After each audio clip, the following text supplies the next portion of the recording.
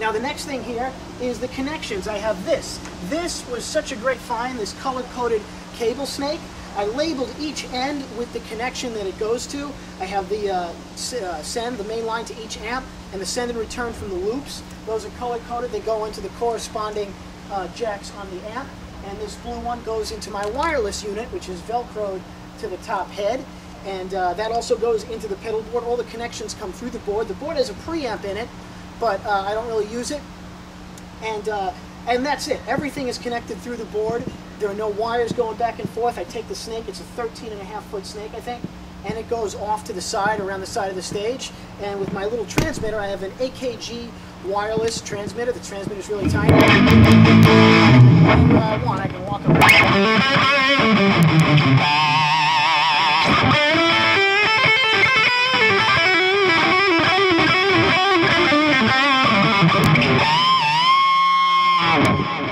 And it just sounds great. Now, because of all these things I just told you, the way it's set up and all the pedals being pre-wired and everything set up, I hooked it all up with a Planet Waves kit, I forget what you call it, where you can customize the size of the cables. It's all wired up. Most of the connections are underneath the board, so I just lay this thing on the front of the stage, plug it in, make all the connections, and I'm good to go. I want to point out that this is the live rig that I use with my band, New York Blues Department, NYBD. Check us out at www.nybd.info. There's not much there yet, but I'm working on it. And this is what I use when we play out. So it's tailored to NYBD's music. Now in the studio, when I'm recording, I don't have a specific rig. I just use whatever I need for a particular song, and which is really the way to go. Like I would obviously, if I'm laying down a rhythm track where it's just, you know, a rhythm guitar with no bells and whistles, there's no reason for me to plug into any of this. I'm just going to plug straight into the amp, put a mic on it, and off I go. If I'm doing a solo track and I got a wah pedal on it, I'll put the wah pedal on. That's it. And delays and choruses and reverbs and things like that, I usually add after the track is done. I don't even use reverb on the amp when I record, because I've actually made messes for myself doing that in the past. You learn the hard way sometimes. So this is NYBD tailored rig. For other music, I use different things, but we'll talk about this for now because it is the most important one that I'm using at the moment. Okay, so now that we've gotten all that out of the way, the part you've all been waiting for, the specifics of how I get all these sounds and all the sounds that I use when playing a show with the New York Blues Department. Now, we have very diverse music where one minute we're doing hard rock, the next we're doing straight blues, then we're doing some funk, then we're doing, you know, like a bluesy ballad kind of thing. And one guitar sound I found just really didn't work for it. When we first started playing together, we were writing different stuff, and for certain songs I noticed that my usual sound was just too heavy to do a straight blues with. I could make it work, and obviously no matter what your guitar sound is, you got to be able to play if you're going to make anything happen. But my theory has always been the sound. Everybody always asks, oh, how does Eddie Van Halen get his tone? Where does it come from? Where does George Lynch's tone come from? And I'm going to give you the answer. It comes from here. It comes from your fingers. It comes from the music you hear in your head, translated to the way that you play guitar. Everybody knows the story where Ted Nugent played through Eddie Van Halen's rig, and everybody said, that sounds like Ted Nugent.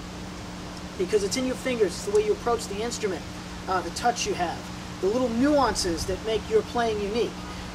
If I brought a guy in here whose specialty was, you know, bluegrass, chicken picking kind of stuff, and he played my guitar, well, that's the kind of sound it'd be. Obviously, I don't play stuff like that, so it'd obviously be a lot better than I could do it, and it'd sound like whoever that guy was. The only thing is, all that distortion probably wouldn't help that too much. So the whole idea of setting up a rig isn't to make the sound, it's to facilitate the sound that you're already getting, and to make your playing happen, to make it work, and to bring out the best in the things that you do, not necessarily to get the sound that you hear in your head. It's just to allow that to come forward.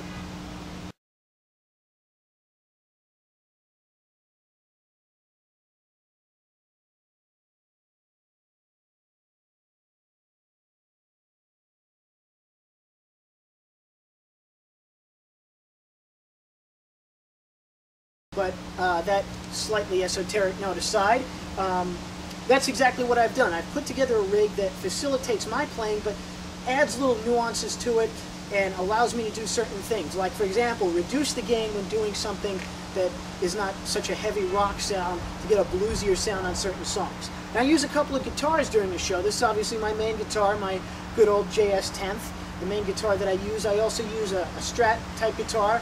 This Strat, you might have seen me play it. It's purple with these stripes all over it.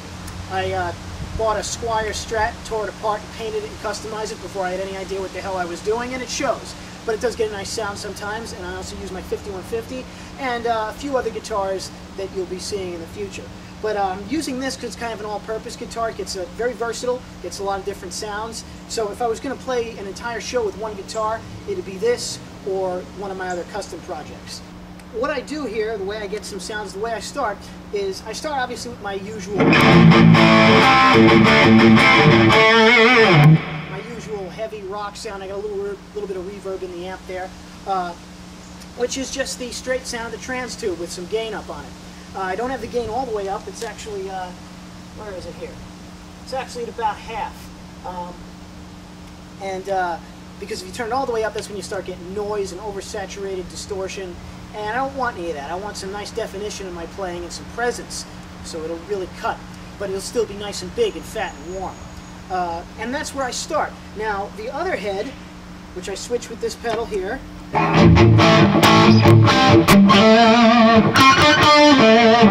has significantly less gain on it. And I use that for a crunchier kind of rhythm sound if I'm doing, you know, some blues. And I have other ways that I tweak it, which I will go into. Now, what I do to add a little bit of depth and color to the sound here is I've obviously got these pedals, like the phaser and the wah pedal, that, you know, those are self-explanatory. But usually what I like to do is add a little bit of depth to the sound with a little bit of delay. So you just get a nice... It's actually pretty long for what I usually use.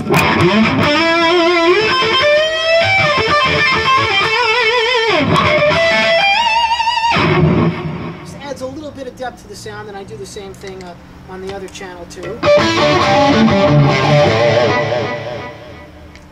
And that just adds a little bit of dimension to the sound. Nothing really prominent, just something so it doesn't sound so direct and bland, honestly. Now I have these chorus pedals that I use for certain things. I don't use the one that's on amp A too much, at least not yet.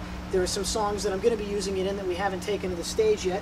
But like I said before, if I put a little chorus on amp B,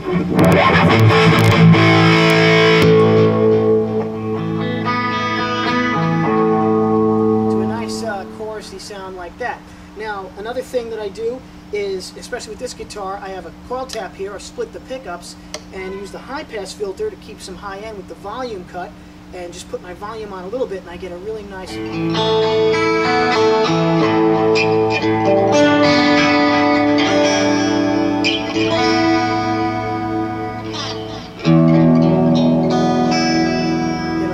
sound that way with a little bit of chorus and a little bit of delay.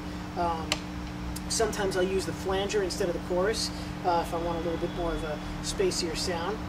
And something else that I do with this less distorted sound is if I go to my neck pickup, we have a song called Dreamers that we haven't played out yet, but I'll give you a little taste.